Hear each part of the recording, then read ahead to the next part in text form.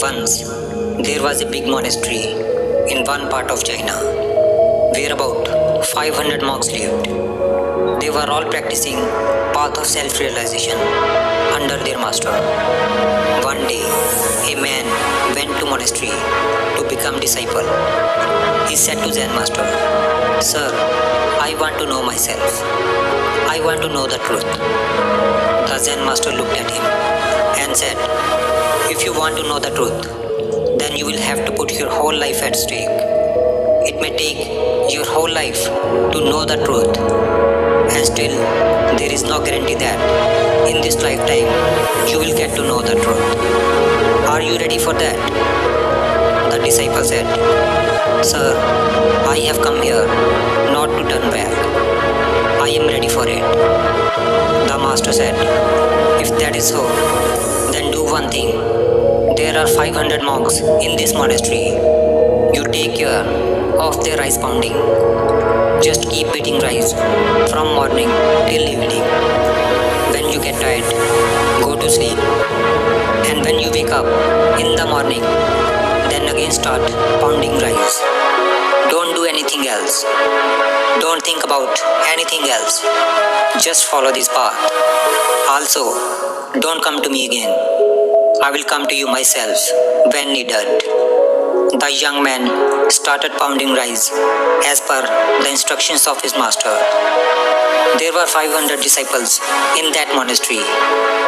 All of them needed food at times. Therefore, he would get up early in the morning and start pounding rice till night. When he was tired, he would fall asleep in the same room where he was pounding rice. He would neither talk to anyone, nor anyone would come to him to talk.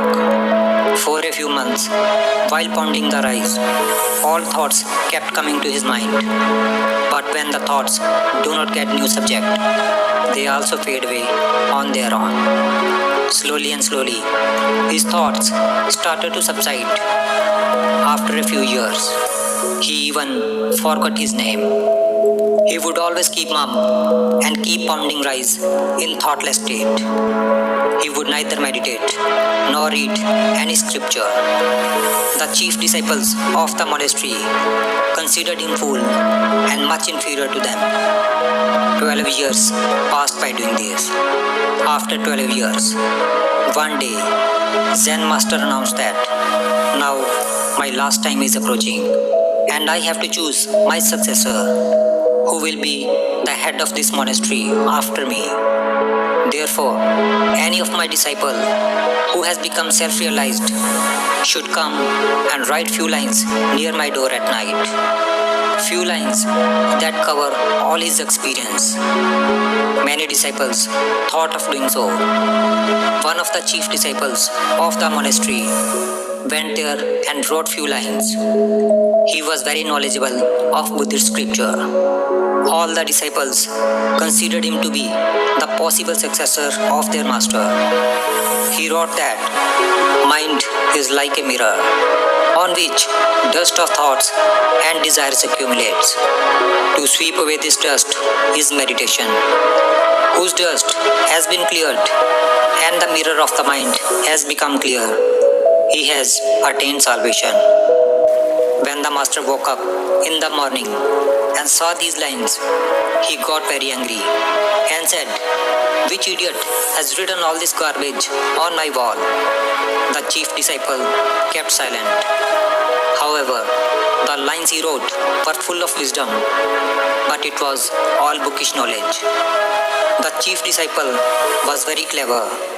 He wrote the lines but did not sign below, because he himself was not sure about it, whether it is right or not, since he was not self-realized. The master completely rejected those lines. Everyone was surprised to see this. This incident became a topic of discussion in the entire monastery.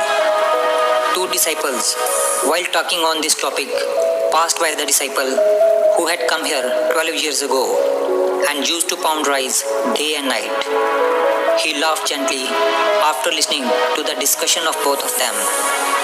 Both the disciples asked him, Why are you laughing? They asked him because that rice pounder was a very insignificant monk in their opinion. No one had ever seen him reading scripture or meditating. Everyone considered him to be a fool who just keeps pounding rice. There were great scholars in that monastery, and that rice pounder did not even mean anything to them. That's why they were amazed to see him smile. They again asked him, "Why did you laugh?" The rice pounder said, "I laughed because Master is saying right. All these lines are garbage. These lines have no value." Those disciples were shocked. They asked him, "Can you write some lines which are better than this?" The rice pounder said, "Well, I can't write because I am illiterate. But yes, I can say few lines. And if you can write those lines, then I am ready to go with you." They agreed. So they went near the master's room. The rice pounder said few lines, and the other disciple wrote it on the wall and wrote rice pounder below those lines. They were expecting same reaction from their master again. The lines which he told to wrote were amazing, and those lines were, "Mind is just an illusion. There is neither mind nor there is any mirror of mind. And when the mind does not exist, where will the dust settle? He who knows this has known the truth." When the master saw these lines, he got up in the middle of the night and came to the young rice pounder while he was asleep. He woke him up and said, "Take this, take my stick and take my robe. From today onwards, you are my successor. But leave this monastery right now and go some far away from here. I know that there are so many scholars in this monastery who consider themselves to be superior than you. They will kill you because they cannot tolerate the fact that a simple rice pounder has become enlightened, whereas they could not be. You have got all that I have, and you have got it while pounding rice. And I know that wherever you will go, people will start coming to you. Because when a flower blooms, its fragrance starts spreading everywhere." That rice pounder touched the feet of his master and left from there in the night.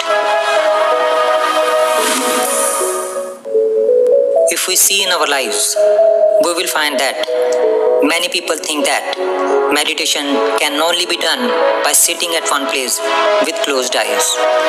But in reality, it is not like that. Meditation can be practiced even while walking. Meditation can also be done even while doing some work. The real meaning of meditation is that whatever you are doing, you are so engrossed in that you are not even aware of your body.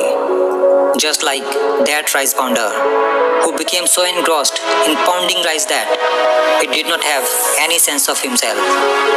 And one day, while pounding rice, he attained self-realization. Similarly, Zen means to be in the present moment all the time and not to think of anything. Because mind exists as long as there are thoughts. When there will be no thought, then the mind will also vanish. And when the mind is no more, then only your own pure self will remain. In fact, we do not need to do any other spiritual practice to know our true nature. We just need to completely lost in whatever we are doing. Be so engrossed in your work that your work becomes meditation.